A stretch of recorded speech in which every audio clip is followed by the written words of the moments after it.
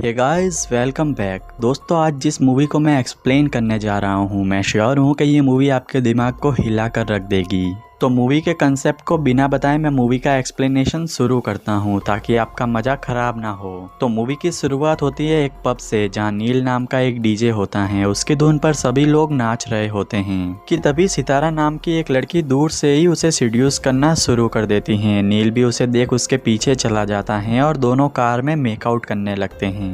पर तभी सितारा उसे खुद से दूर कर देती है और इंटीमेट होने के लिए उसे अपने घर चलने के लिए बोलती हैं। नील भी क्या करता, उसे भी इंटीमेट होना था, तो वो राजी हो जाता है और दोनों सितारा के घर के लिए निकल पड़ते हैं। इसके घर पर आने पर हम देखते हैं कि सितारा का घर कोई छोटा मोटा नहीं बल्कि एक हवेली है। वहां पहुंचकर हवेली का दरवाजा वहां की नौकरानी खोलती हैं, जिसका नाम मगदली होता है। सितारा को देखकर मगदली अपना मुंह ढक लेती हैं। तभी सितारा नील को खींचकर अंदर की तरफ ले जाती हैं। इसी टाइम हमें सितारा की माँ की आवाज़ सुनाई देती हैं, जो किसी दूसरे कमरे से आ रही होती हैं। और जैसे ही नील और सितारा वहां पहुंचते हैं तो नील सामने का नज़ारा देखकर सहम जाता है। वो देखता है कि जमीन पे एक बूढ़ा आदमी बहुत ही गंभीर हालत में पड़ा हुआ है, जिसके हाथ, मुंह और पाँव किसी ने बेड़ियों से बांध रखे हैं। इसके पास ही एक औरत अपना चेहरा छिपाए बैठी है और एक पंडित कुछ मंत्र पढ़ रहा है। ये सब देखकर नील सिचुएशन को ऑब्जर्व कर ही रहा होता है कि इतनी देर में सारा नाम की एक लड़की सितारा के पास आकर कहती हैं कि दीदी, पापा अभी आपको ही याद कर रहे थे। इतनी देर में अपनी माँ तारा के बुलाने पर सितारा अपने पिता के पास जाकर बैठ जाती हैं और नील भी उसके साथ वहां जाकर बैठ जाता है। उसे लगता है कि शायद सितारा के पापा की तबीयत ठीक नहीं है, इसलिए वह पुराने तौर तरीकों से उसका इलाज कर रहे होंगे। तभी बैठते ही सितारा भी अपनी माँ के साथ उन मंत्रों का पढ़ना शुरू कर देती हैं और पंडित जी नील को पूरब दिशा की ओर फेस करके बैठने को बोलते हैं। कोई सवाल किए बिना नील ठीक वैसा ही करता है और हम देखते हैं कि दूर खड़ी सारा इस रिचुअल में हिस्सा नहीं लेती, बल्कि वो तो नील को देखकर बार बार मुस्कुरा रही होती हैं। तभी वहाँ मगदली आती हैं और नील को किचन के अंदर आने का इशारा करती हैं। अंदर बुलाकर वह नील से कहती हैं कि सितारा की माँ कई दिनों से प्यासी हैं। उनके पति की तबीयत खराब होने की वजह से वह परेशान है, इसलिए तुम जाकर उनको पानी दे दो। नील बिना कुछ कहे वैसा ही करने लगता है। वो जब सितारा की माँ को पानी देता है तो वो पानी पीने से मना करने लगती हैं। नील उनसे कहता है कि आपने कई दिनों से पानी नहीं पिया, आप पी लीजिए। लेकिन तभी पंडित नील को वहां से जाने का इशारा करता है और नील चुपचाप वापस से किचन में मगदली के पास चला जाता है। उसे कुछ समझ नहीं आता कि ये आखिर चल क्या रहा है। तब मगदली उससे कहती है कि तुम भी हमारे मेहमान हो, ऐसी स्थिति में मैं तुम्हें कुछ और तो नहीं दे सकती, लेकिन कम से कम पानी दे सकती हूँ। और ऐसा कहकर वो उस पानी को नील को दे देती हैं। इसी बीच हम देखते हैं कि मगदली ने उस गिलास में कुछ पहले ही मिला दिया होता है।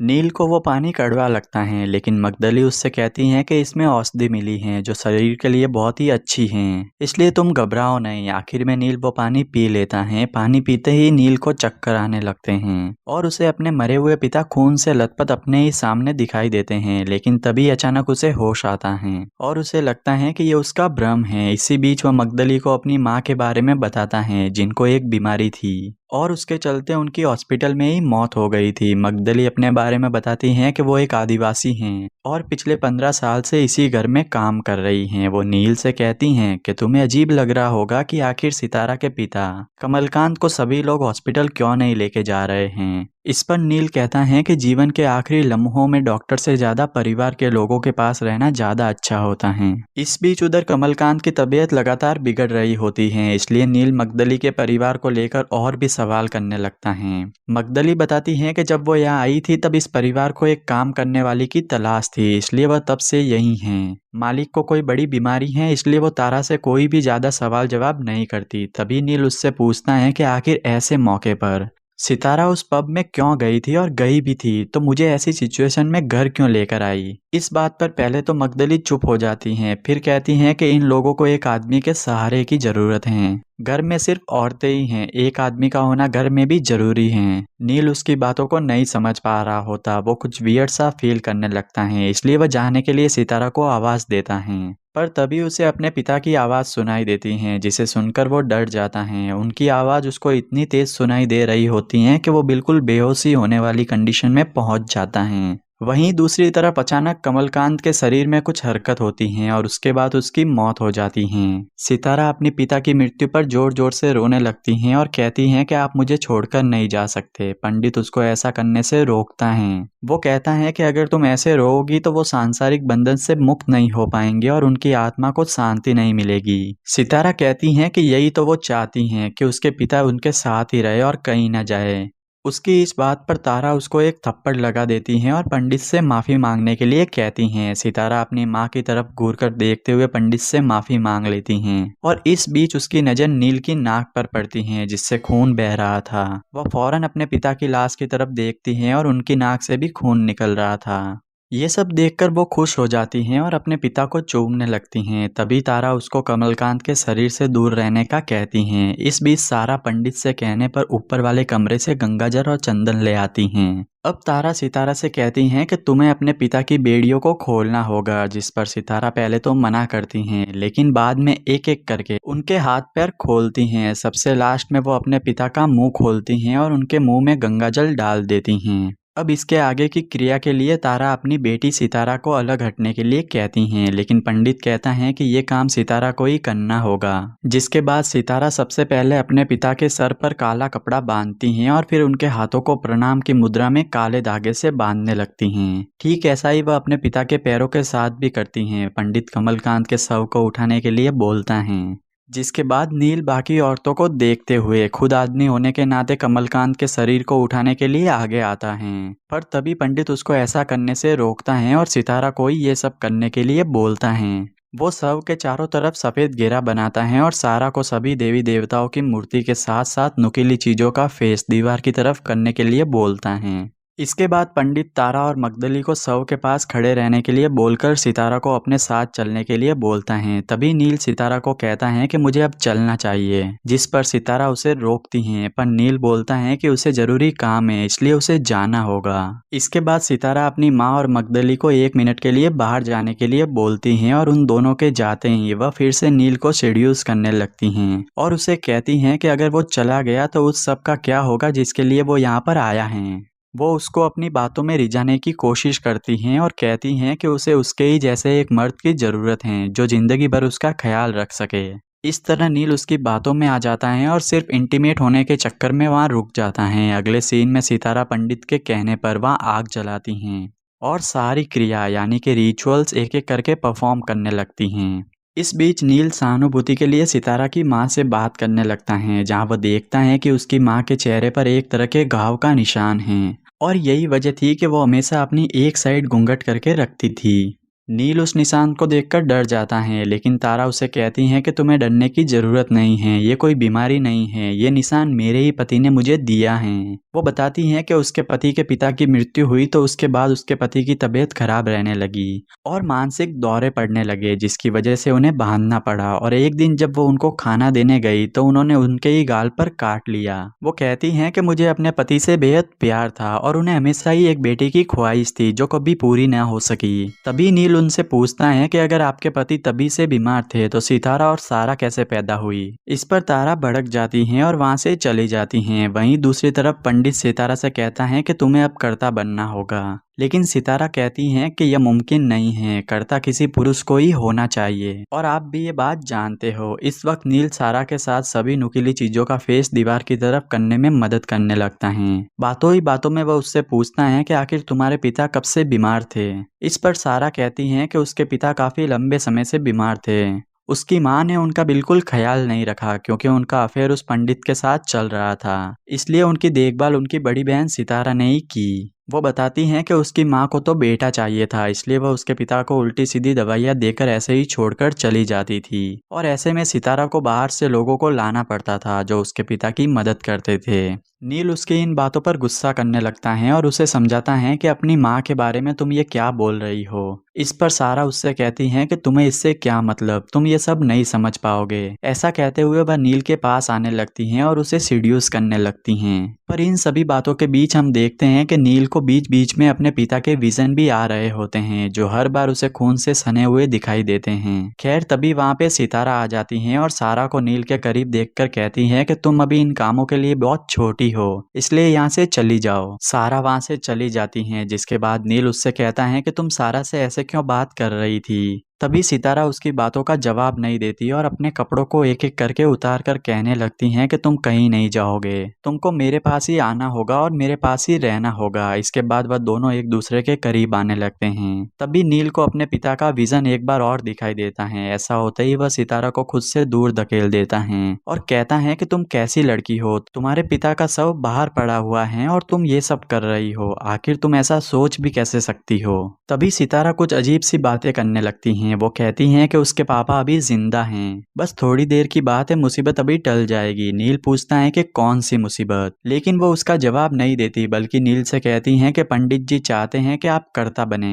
नील उसकी बातों को समझ नहीं पाता और गुस्से में वहां से जाने को तैयार हो जाता है। लेकिन इस बीच अचानक नील को फिर से अपने पिता का विजन आता है, जिसमें उसके पिता उससे कहते हैं कि तू मेरा बेटा नहीं कमलकांत हैं। और ये सुन के नील बेहोश हो जाता है। बेहोश होते ही पंडित सितारा से कहता है कि ये क्रिया काम कर गई, नील अब कर्ता बन चुका है। वहीं दूसरी तरफ हम देखते हैं कि पंडित और तारा का सच में अफेयर था। तारा उससे कह रही होती हैं कि एक बार ये सब हो जाए फिर तो सब कुछ आपका ही है, मैं तो आपकी दासी हूँ। उधर नील को होश आता है तो वो खुद को बंधा हुआ पाता है। वो सितारा से उसे खोलने के लिए कहता है, लेकिन सितारा कुछ और ही बड़बड़ाने लगती हैं। वो कहती हैं कि आपकी मौत से नील बच गया और अब नील की वजह से आप बच जाओगे। सितारा ऐसा क्यों कहती है वो अभी हम इस कहानी में आगे समझ पाएंगे। इस बीच नील बार बार उसको खोलने के लिए चिल्ला रहा होता है। सितारा कहती है कि ये तुम्हारा भ्रम है, किसी ने तुमको बांधा नहीं है। वह मगदली से कहती हैं कि शायद तुमने ज्यादा जड़ी बूटी इसको दे दी है। इसके बाद सितारा अपने खून की एक बूंद नील को पिलाती हैं और फौरन उसको खोल देती हैं। वो कहती हैं कि ये मेरी गलती है, मैंने ही आपको इतने सालों से बांध रखा था, मैं आपको आजाद करती हूँ। ऐसा कहकर वह अपने पहले नाखून से गला काट लेती हैं। नील उसके खून को रोकने की कोशिश करता है, लेकिन वह ऐसा नहीं कर पाता।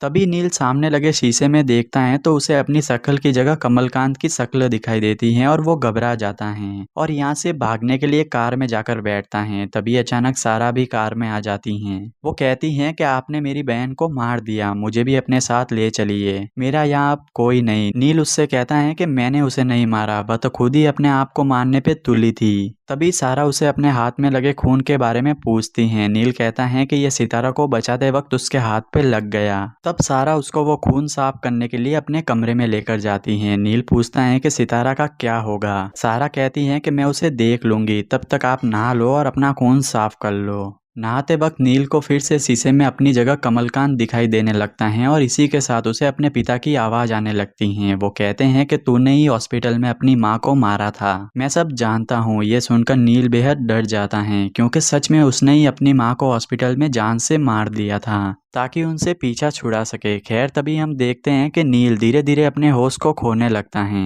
और इस तरह बिहेव करने लगता है जैसे वो अपनी मर्जी से कुछ कर ही नहीं रहा हो। तभी वहाँ अचानक सितारा और सारा आ जाती हैं। सितारा पता नहीं कैसे एकदम ठीक दिख रही थी। वह नील को कर्ता बनने के लिए काले कपड़े पहनाती हैं और अगरबत्ती से उसकी पूजा करने लगती हैं। इस बीच सारा उसको सफेद टीका लगाती हैं और फिर दोनों उसको लेकर नीचे आ जाते हैं। नीचे आते ही पंडित, तारा और मगदली नील को प्रणाम करते हैं। पंडित नील से कर्ता बनने के लिए धन्यवाद कहता है और फिर वो उसे कमलकांत के शव के पास ले जाकर आगे का काम करना शुरू करता है। सबसे पहले वो नील को कमलकांत के मुंह से कपड़ा हटाने को कहता है और फिर उसके शरीर को काले कपड़े से ढककर एक माला पहनाने को कहता है। इसके बाद वह नील से कमलकांत को गंगा जल से नहलाने के लिए बोलता है। नील एक एक करके ठीक वैसा ही कर रहा होता है जैसा कि पंडित जी बोल रहे थे। इसके बाद पंडित एक बार शंख बजाता है, जिसके बाद तारा, सितारा और सारा तीनों वहां आ जाती हैं। वह तीनों शव की परिक्रमा लगाने लगती है और फिर लास्ट में लाश को भोग लगाती हैं। इसके बाद तारा अपना मंगलसूत्र निकालकर शव के ऊपर रख देती हैं और उसके बाद पंडित सभी महिलाओं को अंदर भेज देता है। इसके बाद पंडित और नील दोनों मिलकर चिता की उल्टी परिक्रमा करते हैं और फिर शव को चिता पर रख देते हैं।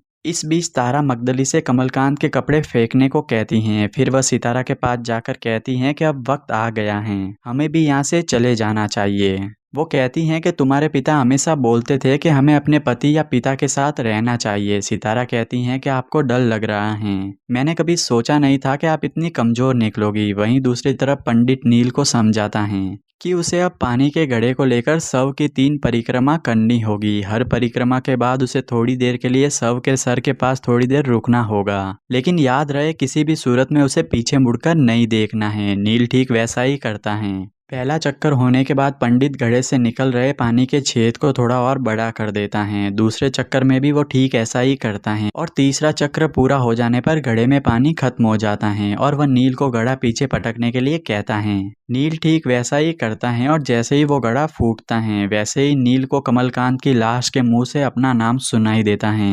तभी नील पंडित की बताई बात भूल जाता है और पीछे मुड़कर देख लेता है और जैसे ही वह पीछे मुड़कर देखता है तो उसे कमलकांत के शव की जगह अपना शव दिखाई देता है और तभी कमलकांत की आत्मा नील के शरीर में अपना घर कर लेती है। पंडित नील को मारने के लिए अपना चाकू निकालता है, लेकिन इतनी देर में नील उस पर हमला कर देता है और उसका मांस खाने लगता है। वहीं हवेली के अंदर मगदली तारा से कहती है कि मुझे सब पता है कि यहाँ क्या हो रहा है, इसलिए तुम यहाँ से भाग जाओ। लेकिन तारा ऐसा नहीं करती, बल्कि वो सितारा के पास जाकर उसको वहां से जाने के लिए कहती हैं, पर सितारा उसे कहीं भी जाने के लिए मना कर देती हैं और खुद को तैयार करने लगती हैं। तभी मगदली तारा की साड़ी पहनकर नील के सामने आ जाती हैं और कहती हैं कि आप यमराज हैं और मेरा कुल श्रापित है, इसलिए आप मुझे दंड दीजिए, लेकिन इस कुल को श्राप से मुक्त कर दीजिए। इतनी देर में पीछे से सारा और सितारा आते हैं और सारा चीता जलाने के लिए बोलती हैं। मगदली कहती हैं कि यमराज ने मुझे माफ कर दिया है, अब मुझे कोई सजा नहीं मिलेगी। सितारा मगदली को पीछे से देखती हैं और उसे लगता है कि उसकी माँ तारा देवी ये सब कह रही है, इसलिए वो उसको मारने के लिए चाकू से हमला करती हैं और उसकी जान ले लेती हैं। लेकिन जैसे ही वो उसकी शक्ल देखती हैं वो डर जाती हैं, क्योंकि वो उसकी माँ नहीं बल्कि मगदली थी। इसके बाद वो उसके पैर छूती हैं और उसके गले से मंगलसूत्र उतार अपने गले में पहन लेती हैं और कहती हैं कि आखिर हम दोनों का मिलन हो ही गया। इसके बाद हम देखते हैं कि तारा देवी उस हवेली की सीमा से अपने आप बाहर चली जाती हैं। इसके बाद सितारा नील यानी कि उसके शरीर में आ चुके कमलकांत को अंदर हवेली में ले जाती हैं और सारा से कहती हैं कि अंदर चलो। तभी सारा उसको बोलती हैं कि जी माँ। यहाँ हमें ये शॉकिंग बात पता चलती है कि सारा किसी और की नहीं बल्कि सितारा और कमलकांत की बेटी होती हैं। दरअसल सितारा का अपने ही पिता के साथ फिजिकल रिलेशन था, क्योंकि तारा देवी कमलकांत को कोई बेटा नहीं दे पाई थी। इसके बाद हम देखते हैं कि एक दिन सितारा को अपनी हवेली के बाहर एक पंडित मिलता है जो कहता है कि घर में मौत के 13 दिन तक कोई भी चूल्हा नहीं जलाया जाता, इसलिए मैं तुम लोगों के लिए भोजन लाया हूँ। इस तरह हमें तारा देवी और पंडित की भी याद आ जाती है जिनके बीच अफेयर था। इसके बाद हम देखते हैं नील को, जो कि कमरे में बंधा हुआ था। वो अपने हाथ को ही खाने की कोशिश कर रहा था क्योंकि उसको बहुत तेज भूख लगी थी। इस बीच सितारा उसके लिए खाना लेकर आती हैं, लेकिन नील उसके ही गाल के मांस को खा जाता है, जिसके बाद उसके गाल पर वैसा ही निशान बन जाता है जैसा कि उसकी माँ तारा देवी के गाल पर था। यानी एक एक करके सब कुछ एक लूप में होता जा रहा था, जैसे कि ये सब एक श्राप की वजह से एक ही समय में बार बार घूम रहा हो। लेकिन वह श्राप क्या था और ऐसा क्यों हो रहा था, ये सब हमें अब पता चलता है अगले सीन में, जब सारा अपने पिता नील यानी कि कमलकांत को खाना देने के लिए जाती हैं। इस बीच कमलकांत उसको बताता है कि तुम्हारी माँ बचपन से ही मेरी हो गई थी। ऐसा बोलकर वो रोने लगता है। तब सारा उसको हक कर लेती हैं और कहती हैं कि आप रो क्यों रहे हो। वो कहता है कि हमारे कुल पर एक श्राप है, मेरी आत्मा को शांति नहीं मिलेगी और मैं ऐसे ही लोगों का मांस खाता रहूंगा और ऐसा तब तक चलेगा जब तक मेरा कोई बेटा पैदा नहीं हो जाता। इस तरह हमें पता चलता है कि कमलकांत अपनी ही बेटियों के साथ फिजिकल रिलेशन रखता था ताकि उससे उसको बेटा पैदा हो सके, लेकिन हर बार उसको एक बेटी होती थी और वह इस श्राप से मुक्त नहीं हो पाता था। इसके बाद हम देखते हैं कि सितारा उस पंडित की ठीक वैसे ही दासी बन जाती हैं जैसे उसकी माँ थी और सारा ठीक वैसी बन जाती हैं जैसी सितारा थी। यानी अब सारा डिस्को और पब में जाती थी और कमलकांत के लिए नए लड़के को लाती थी ताकि उसको खाकर कमलकांत की भूख मिट सके। और यहाँ पे ही हो जाता है मूवी का दी एंड। तो दोस्तों आप मुझे बताना कि आपको ये मूवी कैसी लगी, और साथ ही वीडियो अच्छा लगा हो तो इसे लाइक करना, शेयर करना अपने दोस्तों के साथ और मेरे इस चैनल को सब्सक्राइब भी कर देना।